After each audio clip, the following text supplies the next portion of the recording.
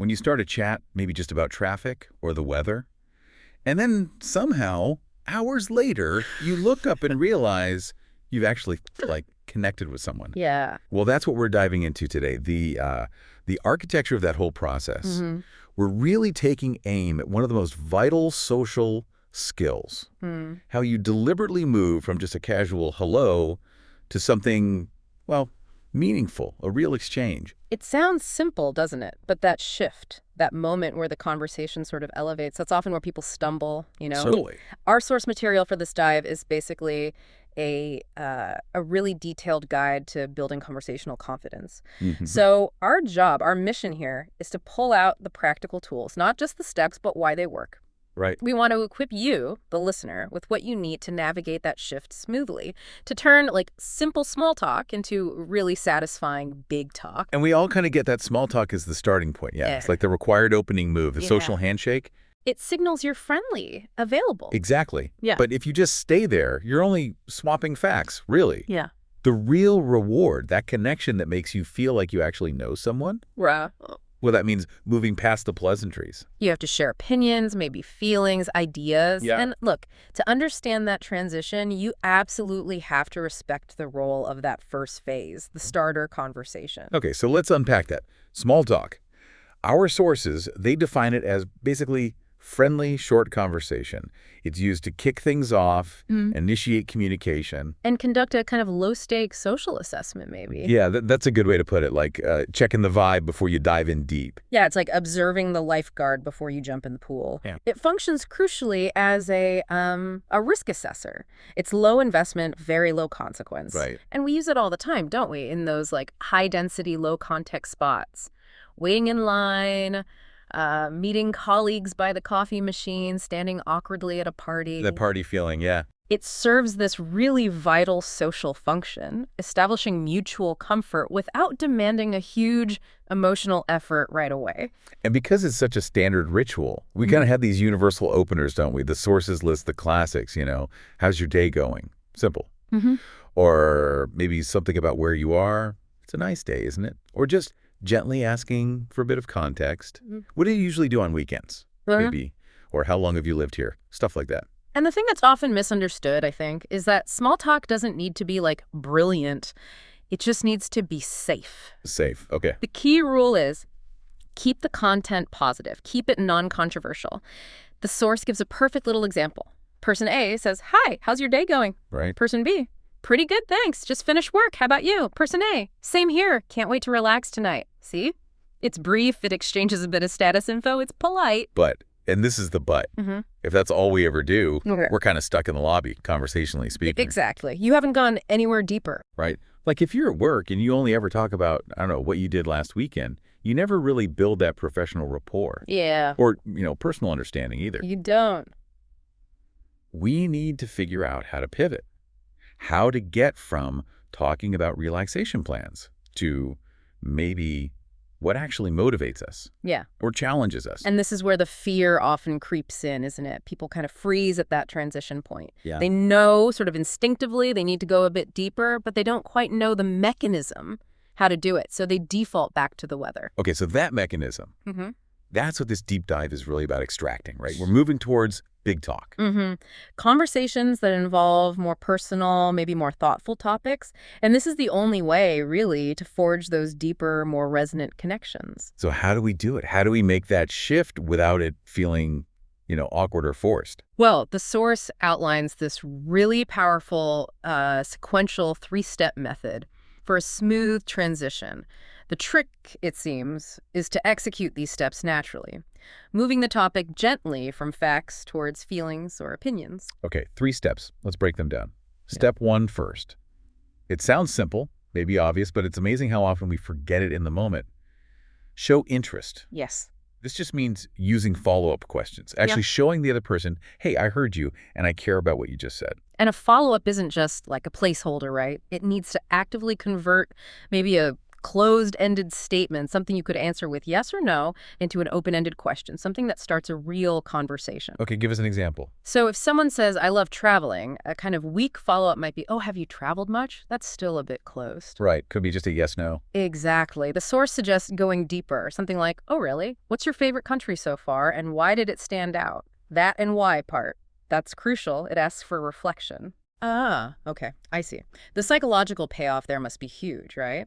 By showing that genuine interest, asking why, you're basically validating the person's experience, their identity even. They feel heard. And feeling heard, well, that's the absolute foundation for building trust in any interaction. Okay, so step 1, show interest, ask open-ended follow-ups. You've built a little trust. What's next? Well, you've now established that bit of trust, Yeah. and the conversational ball is kind of in their court. But if you don't do step 2, the whole thing can just fizzle out. Okay. Step 2 is absolutely necessary for balance. You have to share something about yourself. Conversation needs to be a two-way street. Reciprocity. That's key, isn't it? This idea of like vulnerability matching. Absolutely. Reciprocity is everything here. If someone reveals a little something personal, maybe an interest or an opinion, you generally need to match that level of disclosure.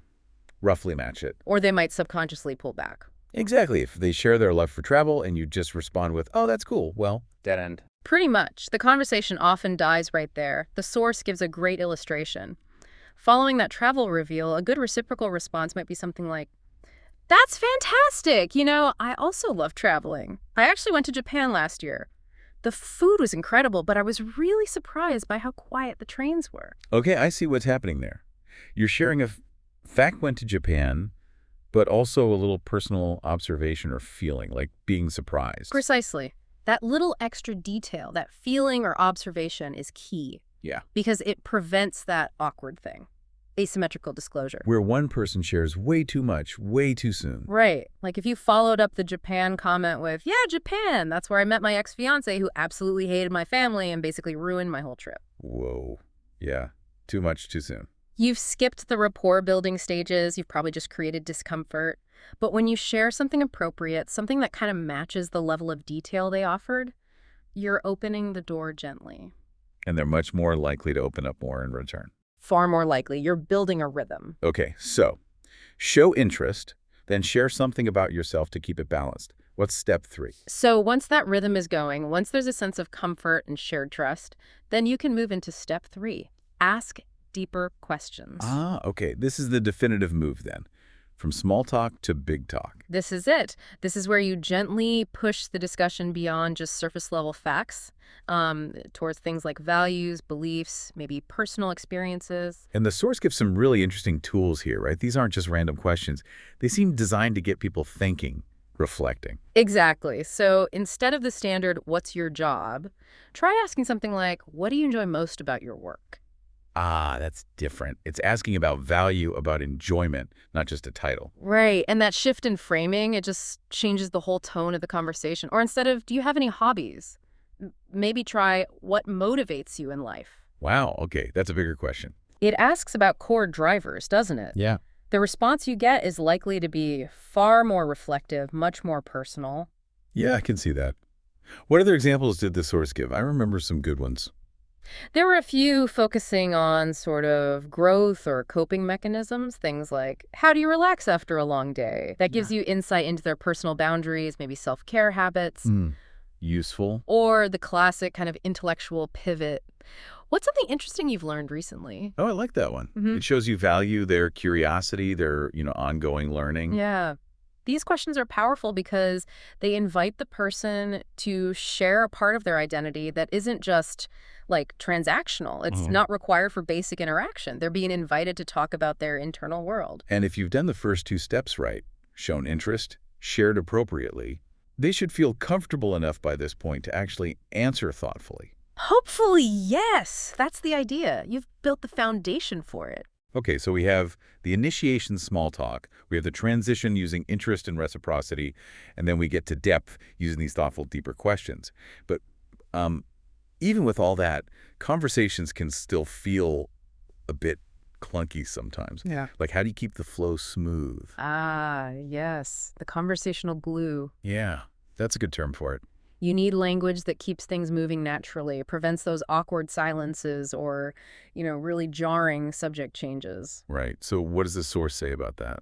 Well, this is where we get into the mastery of active listening markers. It's the language you use to keep the momentum going without forcing a topic shift. It's not just about listening, it's about making your listening really visible in the dialogue. Okay, so showing you're engaged. And the source actually gives us specific phrases for this, doesn't it? It's kind of toolkit of natural English expressions. It does, really useful ones. These phrases, they show you're engaged, they validate what the other person said, and they kind of confirm that conversational bond. They're not just polite noises, they're signals saying, keep going, I'm with you. Like, that's interesting. Tell me more about that. Classic. Simple but effective.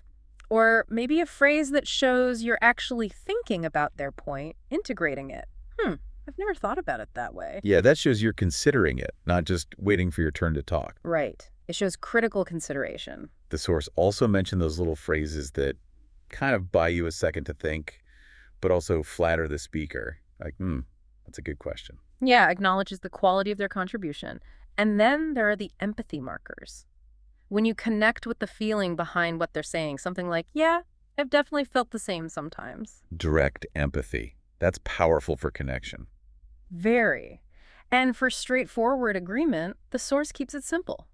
You're right, I agree with you. Nothing fancy needed. What's interesting is how these small, almost procedural-sounding sentences actually stabilize the whole conversation. They really do. They make sure that conversational baton gets passed smoothly, not dropped awkwardly into silence. They're powerful tools because they confirm the other person's experience, they validate them, and they just elevate the overall friendliness. And they make you, the listener, seem genuinely present in the moment. Exactly. Genuinely engaged. And that feeling of presence, that engagement, that's really what it turns small talk, which can feel like an obligation, into big talk, which feels more like an opportunity. Well said. It's about building that sequence. Trust through interest, balance through disclosure, depth through questioning, all confirmed by these specific verbal markers. Okay, so let's try and recap the whole journey then. You start with the light stuff, right? The courteous chat, small talk. That just opens the door. The initial handshake. Then you use that three-step transition we talked about, driven by showing interest and sharing back to move towards the deeper, more confident exchange. That's the big talk. And the central insight from this material, it seems really crystalline, is that small talk manages risk. It establishes basic courtesy. But big talk, that's the mechanism for actually building relationships. That's where the shared values and the genuine connections start to emerge. Absolutely. And the real takeaway, I think, is recognizing that this transition, it isn't just accidental, it doesn't just happen, it's often an engineered pivot. You're consciously, deliberately inviting someone to reveal a bit more of their internal world. And you have to earn that. Yeah. By showing interest, by offering that reciprocity. You have to earn that revelation, exactly. So what does this all mean for you listening right now? Well, next time you find yourself kind of stuck talking about the weather, maybe remember those 3 steps we discussed. Show genuine interest. Ask those open-ended follow-ups. Share something comparable about yourself. Build that trust. Keep the balance. And then, gently, ask those deeper questions, the ones focused on values, motivations, experiences. And don't forget those little language tools, those phrases that keep the flow smooth and show you're really listening. Use them. Don't be afraid to try and go a little deeper. Grow your confidence. The confidence to connect. Yeah. One well-architected conversation at a time.